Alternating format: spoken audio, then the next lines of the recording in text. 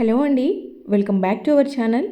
అందరు ఎలా ఉన్నారు, బాగున్నారా? ఈరోజు మీ అందరికీ కూడా చాలా బాగా ఉపయోగపడే బెస్ట్ టిప్స్ అయితే షేర్ చేస్తున్నాను. సో వీడియో ఎక్కడ స్కిప్ చేయకుండా చివరి దాకా చూడండి. వీడియో నచ్చితే మాత్రం ప్లీజ్ లైక్ చేయండి. ఇలా శారీస్కి అయితే మనము బ్లౌజులు దాంట్లోనే పెట్టుకుంటాం. పట్టు శారీస్ అయితే ఎప్పుడో ఒకసారి తీస్తూ ఉంటాం కదా. చూడండి, ఇక్కడైతే హుక్స్ అనేవి రస్ట్ వచ్చేసాయి అనమాట. బయటికి రాలేదు కానీ లోపల లైనింగ్ అయితే పట్టేసింది. మీరు బ్లౌజ్ కుట్టించేటప్పుడే కొంచెం మంచి క్వాలిటీ హుక్స్ పెట్టమని ముందే చెప్పేసేయండి. ఇలాంటి ప్రాబ్లం అయితే మళ్ళీ రిపీట్ అవ్వకుండా చూసుకోవాలి కాబట్టి ముందే జాగ్రత్త పడడం బెటర్ అనమాట. ఇక్కడ చూసారు కదా, రస్ట్ అనేది మొత్తం బ్లౌజ్కి అంటుకునింది లోపల వైపు. ఇలా రస్ట్ వచ్చిన బ్లౌజెస్ ఏవైనా ఉంటే కనుక మళ్ళీ అంటుకోకుండా ఉండాలంటే ఇలాగా ఒక టేపును తీసేసుకొని ఇక్కడ పైన అంటించేసుకోండి హుక్స్ పైన. లేదంటే మొత్తానికి తీపిచ్చి మళ్ళీ వేసుకోవడం బెటర్. ఇంకా అంత రిస్క్ తీసుకోలేము అనుకుంటే కనుక ఇలా చేసేయండి. ఇంకేంటంటే నెక్స్ట్ టైం అంటకుండా ఉంటుంది. ఇంకా బరువుగా ఉండే శారీస్ హ్యాంగర్కి తగిలిస్తే ఊడిపోతూ ఉంటాయి, జారిపోతూ ఉంటాయి ఒక్కొక్క పక్కకి. దానితో పాటు మనము పెట్టికోట్స్, బ్లౌజ్ కూడా మంచిగా నీట్గా ఆర్గనైజ్ చేసుకోవాలంటే ఇవి ఎప్పుడో ఒకసారి కట్టుకునేటివి కాబట్టి వాటికి సపరేట్గా పెట్టికోట్స్ తెచ్చి పెట్టుకుంటూ ఉంటాం కదా. సో ఇవన్నీ కూడా నీట్గా ఆర్గనైజ్ చేసుకోవాలంటే కనుక ఇలాగ ఫోల్డ్ చేసుకొని హ్యాంగర్కి పెట్టుకోండి. మీరు ఎన్ని రకాలుగా వాటిని కదిపినా కూడా అస్సలు ఊడిపోదు హ్యాంగర్ నుండి. ఒకసారి ఇలాగ ట్రై చేసి చూడండి, మీకే అర్థమవుతుంది ఎంత నీట్గా ఉంటాయో. ఇంకా ఇలా హ్యాంగర్లకు కాకుండా షెల్ఫ్లో పెట్టుకునే వాళ్ళ కోసం అయితే ఈ టిప్ అనమాట. ఇలాగే బ్లౌజు పెట్టికోట్ రెండు పెట్టేసి ఒక లేయర్ కాకుండా ఇక్కడ 2-3 లేయర్లుగా ఇలా తీసుకొని ఈ దీంట్లోకి ఫోల్డ్ చేసి పెట్టుకున్నారు అని అంటే మీకు చక్కగా ఉండిపోతాయి. పైనుంచి కింద పడినా కూడా ఆ ఫోల్డింగ్ అయితే పోదనమాట, మీకు నీట్గా ఉంటాయి. ఇలాగా ట్రై చేయండి. ఇంకా నెక్స్ట్ వచ్చేసి పిల్లలకైతే జర్కిన్స్, స్వెటర్స్ ఇలాంటివి రకరకాలుగా ఉంటాయి. వాళ్ళు ఏదైనా వాన పడ్డప్పుడు, చలి పెట్టినప్పుడు యూజ్ చేస్తారు, మళ్ళీ తీసి పక్కన పడేస్తారు. బయట పెడితే దుమ్ము పడుతూ ఉంటాయి, వీటిని ఉతికితే మళ్ళీ తొందరగా ఆరవు. వీటిని షెల్ఫ్లో పెట్టాలన్నా కూడా చాలా స్పేస్ తీసుకుంటాయి. అలా కాకుండా మీకు తక్కువ స్పేస్లో నీట్గా మళ్ళీ వాష్ చేయకుండా చక్కగా ఆర్గనైజ్ చేసుకోవాలి, స్పేస్ సేవింగ్ అవ్వాలంటే కనుక ఇప్పుడు చూపిస్తున్న ఈ ఫోల్డింగ్ చేసుకోండి. నీట్గా ఉంటాయి. మీరు ఎప్పుడు కావాలన్నా అప్పుడు మంచిగా నీట్గా వేసుకోవాలంటే కొంచెం పౌడర్ వేసి పెట్టుకోండి, ఎప్పుడు మంచి స్మెల్తో ఉంటాయి. ఇంకా డస్ట్ పడకుండా బయట కబోర్డ్స్ లేని వాళ్ళకైతే ఏదైనా పాతది పిల్లో కవర్ ఉంటే కనుక దాంట్లో వేసి పెట్టండి, డస్ట్ కూడా పడకుండా ఉంటుంది. దీన్ని అప్పుడప్పుడు మనం పిల్లోలాగా కూడా యూజ్ చేసేసుకోవచ్చు అనమాట. ఇక్కడ వాటర్ బాటిల్ చూపిస్తా ఉన్నాను కదా, ఇలాంటి బాటిల్స్ అయితే మళ్ళీ మనం యూజ్ చేయం కదా. సో ఇలాంటి వాటితో మనమైతే చక్కగా ఇక్కడ ఇలాగా రీయూజ్ చేసుకోవచ్చు అనమాట. పైన పార్ట్ని ఇలా కట్ చేసేసి మనం పొడవుగా ఆరేసేటివి, ఎక్కువ గాలి వచ్చే ప్లేస్లో ఆరేసిన వాటిని అయితే ఈ క్లిప్ తర్వాత అయితే మనము చీరలు అయితే పట్టు చీరలు ఇలా వెయిట్ ఎక్కువగా ఉండే చీరలను అయితే పెట్టుకుంటూ ఉంటాము. ఒక్కొక్క చీర ఇలాగా కబోర్డ్లో ఆర్గనైజ్ చేసుకుంటాము, కానీ ఎక్కువ స్పేస్ తీసుకుంటూ ఉంటాయి, కొన్నిసార్లు జారిపోతూ ఉంటాయి. అలా అవ్వకుండా ఉండాలంటే ఇలాంటి ఒక బాటిల్ని తీసుకొని, అంటే ఇక్కడ డిజైన్ రింగ్స్ లాగా ఉంది కదా, ఇలాంటిదైతే మనకు కరెక్ట్గా ఈవెన్గా వస్తుందన్నమాట. ఒకవేళ మీకు ఎగ్గులు తగ్గులుగా వచ్చిందనిపిస్తే ఒక ఐరన్ బాక్స్ తీసుకొని కొంచెం హీట్ చేసుకొని మీరు వాటిని స్మూత్గా కూడా చేసుకోవచ్చు. ఇక్కడ వీడియోలో చూపిస్తున్న విధంగా హ్యాంగర్స్కి అయితే ఒక హ్యాంగర్ అంటే ఒక చీర పట్టిన ప్లేస్లో మనకి మనం ఎన్ని కావాలంటే అన్ని చీరలు పొడవుగా ఇలాగా హ్యాంగ్ చేసుకోవచ్చు అనమాట. అంటే కొంచెం స్పేస్లోనే ఎక్కువగా, అంటే స్పేస్ సేవింగ్ ఐడియా అని చెప్పొచ్చు అనమాట. సో మనకైతే కొంచెం స్పేస్ ఉంది, బీరువాలో తక్కువ చీరలు పట్టేంత స్పేస్ ఉంది, కానీ చీరలు ఎక్కువగా ఉన్నాయనేటప్పుడు ఇలాంటి ఐడియా చాలా బాగా యూజ్ అవుతుంది. ఒకసారి ట్రై చేసి చూడండి.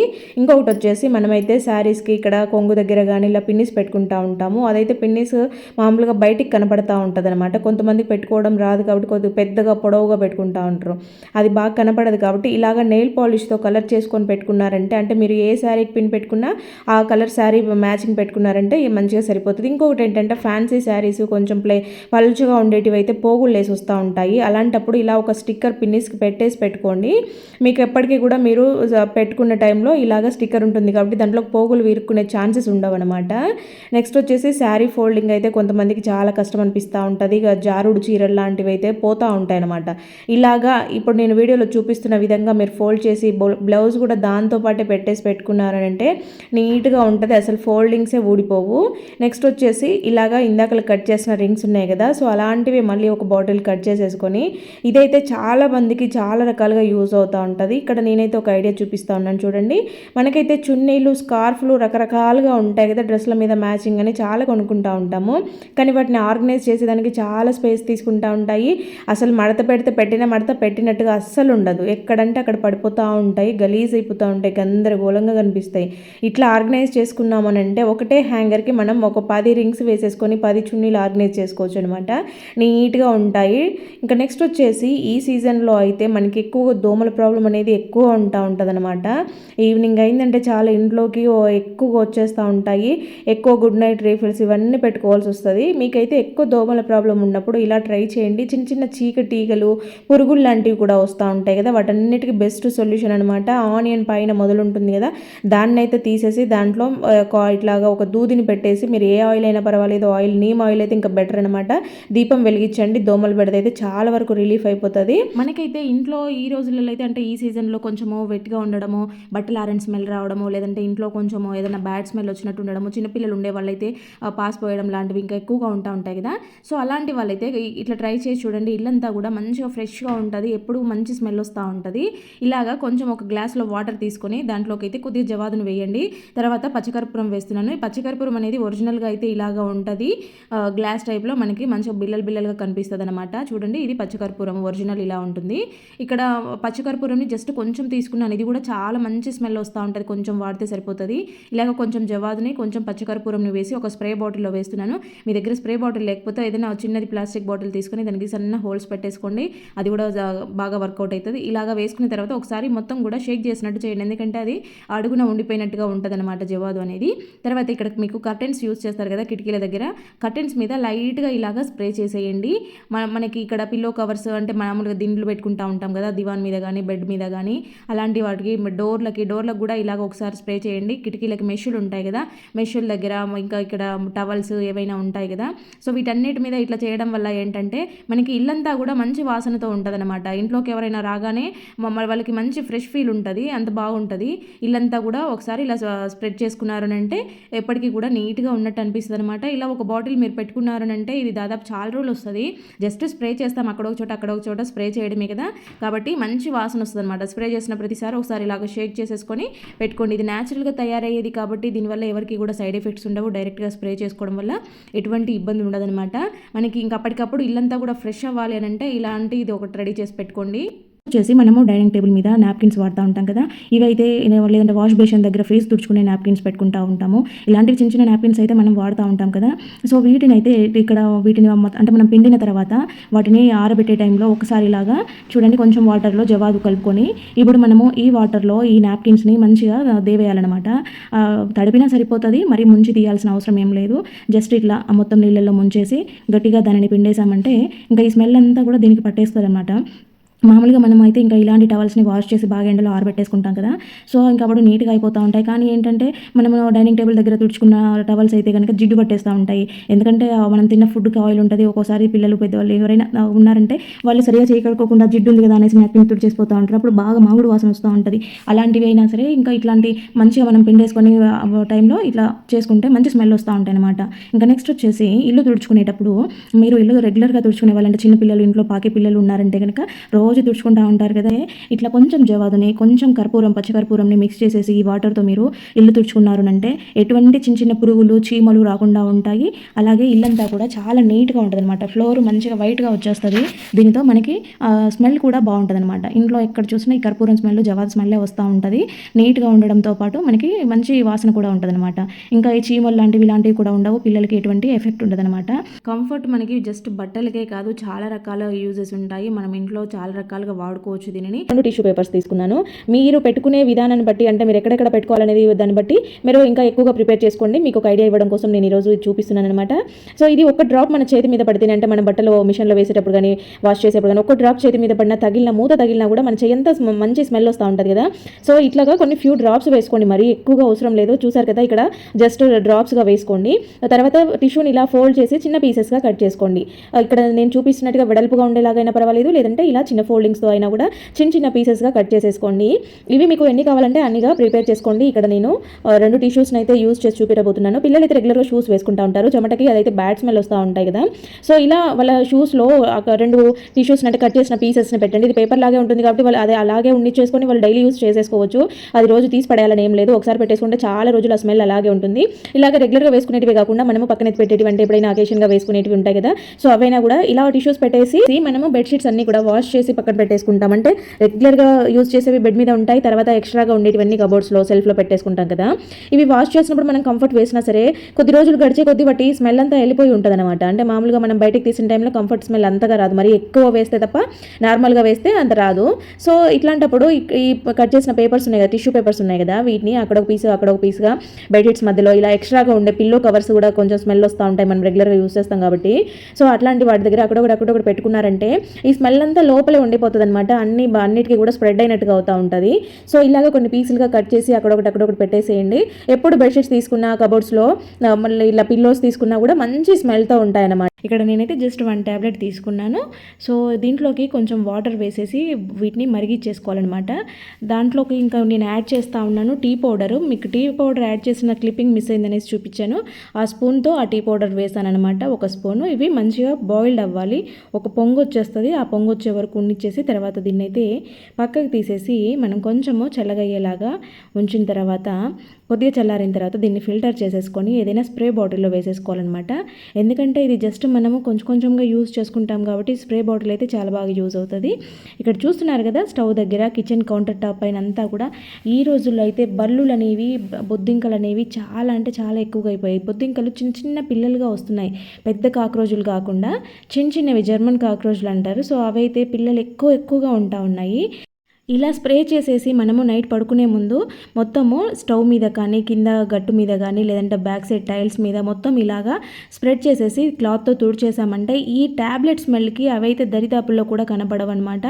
బెస్ట్ రెమెడీ, ఒకసారి ట్రై చేసి చూడండి, మీకే వర్కౌట్ అవుతుంది.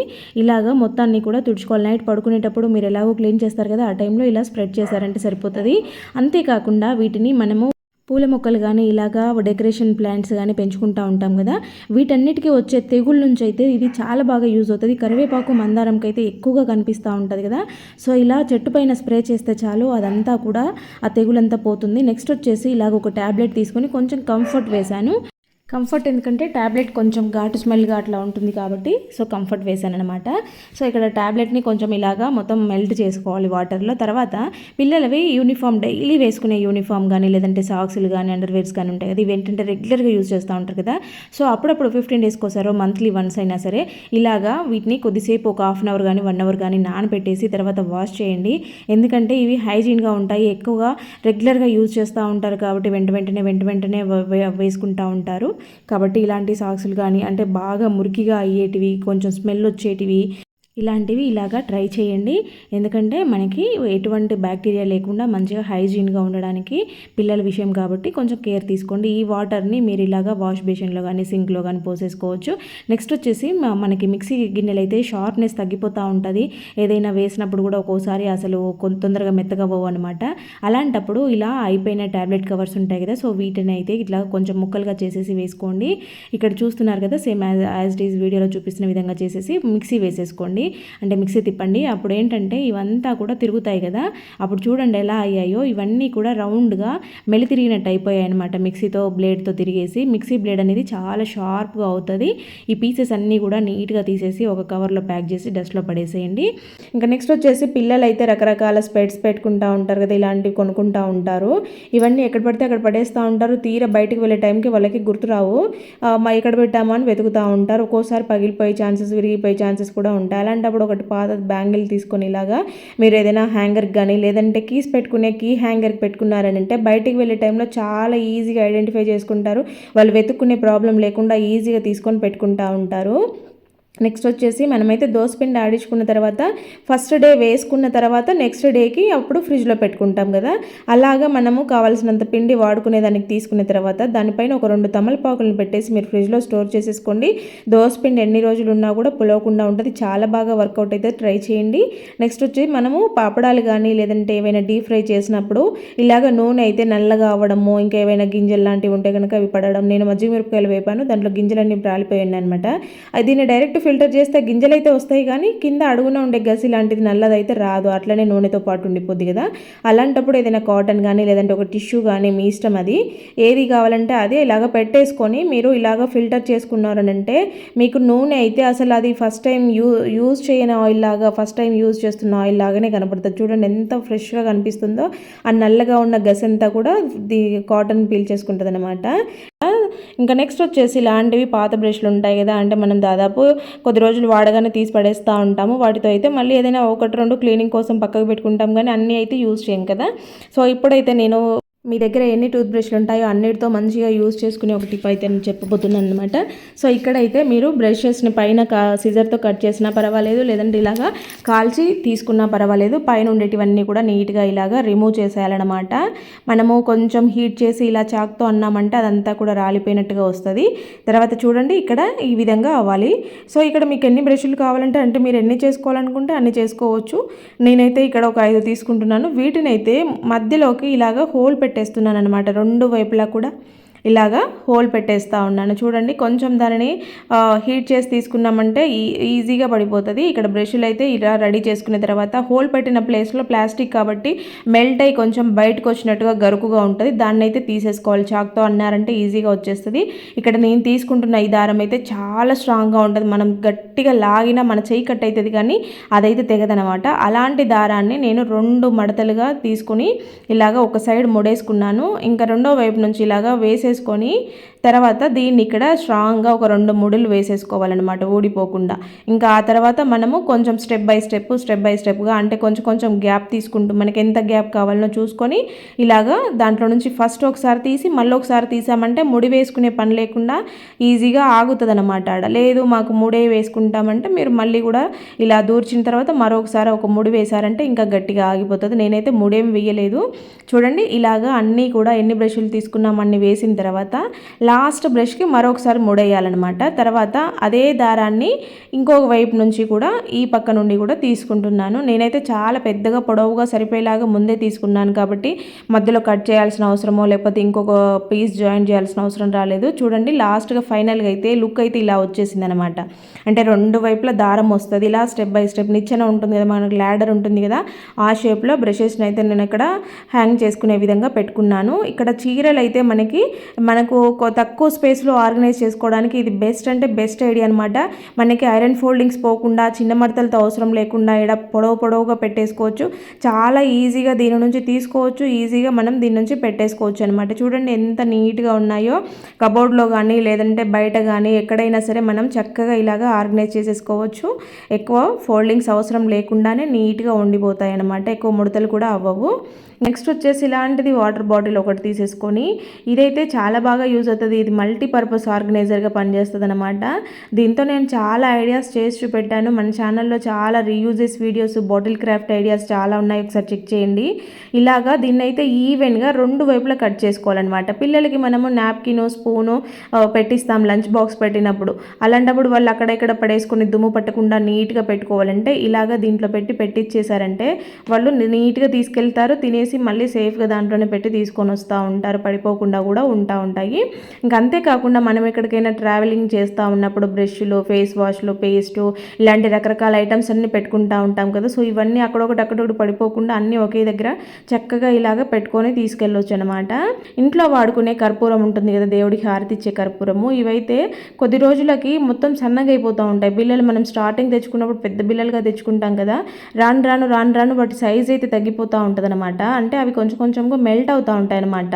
అలా మెల్ట్ అవ్వకుండా గాలి తగలకుండా మంచిగా ఉండాలి అంటే కనుక వాటిలో కొంచెం బియ్యం వేసి పెట్టుకోండి. ఇవైతే మనకి కర్పూరం బిళ్ళలకి మెల్ట్ అవ్వకుండా కరిగిపోకుండా ఉంటాయి, ఎక్కువ రోజులు ఫ్రెష్గా ఉంటాయి కూడా. నెక్స్ట్ వచ్చేసి స్టవ్ బర్నర్స్ అయితే రస్ట్ వస్తున్నాయి, దానికి టిప్ చెప్పండి అని చాలామంది అడిగారు. సో దానికైతే బెస్ట్ ఇక్కడ మనం స్టవ్ క్లీన్ చేసుకునేటప్పుడు వాటర్ పడతా ఉంటాయి కదా, ఆ వాటర్ అనేవి లోపల బర్నర్లో లోపల హోల్స్లో నుంచి లోపలికి పోయినప్పుడు ఆ లోపల అనేవి అలాగే ఉండిపోయి అదంతా కూడా రస్ట్ ఫామ్ అవుతా కొంచెంగా కొద్ది రోజులకి ఎక్కువైతాయి అనమాట. అట్లా కాకుండా ఉండాలంటే మీరు ఎప్పుడు స్టవ్ క్లీన్ చేసుకున్నా సరే ఆ బర్నర్ల పైన గిన్నెలు ఇలాగా బోర్లిచ్చండి, వాటిపైన వాటర్ పడకుండా చూసుకోండి, మీకు స్టవ్ బర్నర్స్ అసలు రస్ట్ రావన్నమాట. ఇక్కడ చూడండి, కిచెన్లో ట్యాప్ అయితే ఇలాగా సన్నగా వస్తూ ఉందన్నమాట. లోపలంతా ఏమన్నా జామ్ అయిపోయిందేమో తీద్దామనేసి ఇలాగ కటింగ్ ప్లేయర్తో తీస్తూ ఉన్నాను. అప్పుడప్పుడు ఇలాగా క్లీన్ చేసుకుంటూ ఉండాలి. ఈ మధ్య చాలా రోజులైంది క్లీన్ చేయక. ఒకసారి చూడండి ఎలా ఉందో. ఇది సాల్ట్ వాటర్ కాబట్టి సాల్ట్ అంతా పేరుకునింది బయట పక్క, లోపల పక్క అంతా కూడా రస్ట్ లాగా జామ్ అయిపోయిందనమాట. సో వాటర్ అయితే సన్నగా వస్తున్నాయి. ఇక్కడ వాటర్ సేవ్ కోసము ఇలాగే దాన్ని ఉండని లేక సన్నగా వస్తే వాటర్ కొంచెం తక్కువగా యూజ్ చేసుకుంటామని అలాగే పెట్టడం వలన ఈ సాల్ట్ వాటర్ కాబట్టి కొంచెం ఎక్కువగా రస్ట్ వచ్చేసిందనమాట. ఇక్కడ చూస్తున్నారా మీరు, దాన్ని అయితే నేను ఇలా తీద్దామని చూస్తూ ఉన్నాను కానీ రబ్బర్ రావడం లేదు. సో సాల్ట్ అంతా కూడా పట్టేసిందనమాట. చాలా సింపుల్గా చాలా ఈజీగా ఈ రస్ట్ని మనం ఎక్కువ రుద్దాల్సిన పనే లేకుండా దానంతట అదే క్లీన్ అయిపోయేలాగా ఇప్పుడు చూపిస్తాను చూడండి. హార్పిక్ ఉంటుంది కదా, హార్పిక్ని జస్ట్ దీనిపైన వేసేసి ఒక 5-10 మినిట్స్ వదిలేసేయండి. మనం ఎటువంటి బ్రష్ చేయకుండానే దానంతట అదిగే హోల్స్ అన్నీ ఓపెన్ అయిపోతాయి. సాల్ట్ అంతా తినేస్తుంది అనమాట. హార్పిక్ ఏం చేస్తుందంటే దాంట్లో ఉన్న సాల్ట్ తినేస్తుంది. ఇక్కడ చూసారు కదా మొత్తం బ్లూ కలర్ కనిపిస్తూ ఉంది నీట్గా కడిగినట్టుగానే. మీరు కావాలంటే టూత్ బ్రష్తో క్లీన్ చేసుకోవచ్చు, లేదంటే స్క్రబ్బర్తో చేయొచ్చు అని ఇందాకలో చూపెట్టాను. ఇక్కడ చూసారా ఇలాగ ఇప్పుడు నేను మళ్ళీ టైట్ చేసి చూపిస్తాను. ఎంత బాగా వస్తున్నాయి చూడండి వాటర్ అయితే. ఇలాంటి చిన్న చిన్న పనులు మనం చేసుకోవడం వల్ల మనకు అలవాటు అవుతాయి, ప్లంబర్తో పని లేకుండా ఉంటాయి అనమాట. ఇంకా నెక్స్ట్ వచ్చేసి ఇక్కడ మిక్సీ చూసారా ఎలా అయిందో. సో ఇదైతే చాలా రోజుల నుంచి క్లీన్ చేయకుండా పక్కన పెట్టేసినాం అనమాట. సో ఇక్కడ ఇదైతే బాగా గలీజ్గా అయిపోయింది కదా లోపలంతా కూడా. రీసెంట్గా వేపాకు రసం అంతా కారి అది అలాగే డ్రై అయిపోయింది అనమాట. సో నల్లగా అయిపోయింది. చాలా సింపుల్గా ఎక్కువ రుద్దాల్సిన పని లేకుండా ఈజీగా పని అయ్యేలాగా ఈ టిప్ వర్కౌట్ అవుతుంది. ఒక్కసారి ట్రై చేసి చూడండి, రెగ్యులర్గా మీరే చేసుకుంటారు. ఫస్ట్ అయితే బేకింగ్ సోడా తీసుకున్నాను, తర్వాత పేస్ట్ తీసుకున్నాను, దాంట్లో వెనిగర్ వేసాను అనమాట. ఇక్కడ పేస్ట్ రెడ్ కలర్ కావాలా వైట్ కలర్ కావాలా అనేది సంబంధం లేదు, పేస్ట్ అయితే సరిపోతుంది అనమాట. ఇక్కడ ఈ మూడింటిని కూడా బాగా ఇలాగా మిక్స్ చేసేసుకొని టూత్ బ్రష్ తీసుకొని ఇలాగా మొత్తం కూడా మిక్సీ అంతా కూడా అప్లై చేయాలన్నమాట. మొత్తం కూడా ఈ టూత్పేస్ట్ మిశ్రమం అంతా కూడా మిక్సీకి పట్టేలాగా మొత్తం నానేలాగా ఇలాగా చేస్తూ మీరు క్లీన్ చేశారంటే చాలా సింపుల్గా. ఇక్కడ చూడండి వేపాకు రసం అని చెప్పాను కదా, అదంతా కారిందనమాట జార్లో నుంచి బయటకు వచ్చేసి. సో అది అంతా కూడా డ్రై అయిపోయింది. ఇంకా ఎలాగో వీడియో తీద్దాం అనుకున్నాను కాబట్టి దాన్ని అలాగే పెట్టేసి అనమాట, మీకు కూడా చూపించడానికి. ఏదైనా ఉంటేనే కదా మీరు నమ్ముతారు, లేదంటే బాగున్న మిక్సీని చూపెట్టి ఇలా క్లీన్ చేసుకోండి అలా క్లీన్ చేసుకోండి అంటే మీకు కూడా నమ్మకం రాదు కదా. అందుకోసమే ఇలా చేశాను. మరి మిక్సీ ఎందుకు అంత దారుణంగా పెట్టుకున్నారని కామెంట్స్ మాత్రం పెట్టద్దు. నేను క్లీనింగ్ చేసి చూపెట్టాలి అని అంటే అది వర్కౌట్ అయ్యేలాగా చూపెట్టాలి కదా, అందుకోసం అనమాట. చూస్తున్నారు కదా ఇలాగా చేసుకొని ఇక్కడ గ్యాప్ ఉంటుంది కదా దాంట్లోకి ఇలా స్క్రబ్బర్ని పోనిచ్చేసి కొద్దిగా అలా ఇలా అన్నామనంటే మొత్తం నీట్గా వచ్చేస్తుంది అనమాట. సో ఇదైతే పాత మిక్సీ అనమాట, దాదాపు 13-14 ఇయర్స్ అవుతుంది తీసుకొని. రెగ్యులర్గా ఇదే వాడుతూ ఉంటాను. సో అందుకు దాని కలర్ వాడగా కలర్ కూడా కొంచెం చేంజ్ అవుతూ వస్తుంది కదా. సో అలాగనమాట. ఇక్కడ ఈ కేబుల్ని కూడా నీట్గా మనము వాష్ చేసేసుకోవాలి. ఇలాగా స్క్రబ్బర్తో రుద్దితే సరిపోతుంది, ఈజీగా మంచి వైట్గా వచ్చేస్తుంది అనమాట. ఇట్లా మొత్తం కూడా క్లీన్ చేసుకోవాలి. ఇలాగే ఎందుకు చేసుకోవాలి అంటే ఇది మిక్సీ అనేది రాను ఎల్లో కలర్లోకి మారుతుంది కదా. సో అలా అవ్వకుండా మంచిగా నీట్గా వైట్లో ఉండడానికి, ఈజీగా ప్రాసెస్ అయిపోవడానికి వర్కౌట్ అవుతుంది అనమాట. ఇలా చేయడం వల్ల నీట్గా తుడిచేసుకోండి. ఫైనల్గా అయితే దీని లుక్ చూపిస్తాను చూడండి ఫ్రెండ్స్. మరి వీడియో చూసారు కదా, వీడియో నచ్చితే మాత్రం ప్లీజ్ లైక్ చేయండి. అలాగే ఏ టిప్ బాగా నచ్చిందో కామెంట్ పెట్టడం మాత్రం అస్సలు మర్చిపోవద్దు. ఫస్ట్ టైం చూస్తున్నట్లయితే ప్లీజ్ సబ్స్క్రైబ్ చేసుకోండి. ఓకే అండి, థ్యాంక్ యూ ఫర్ వాచింగ్.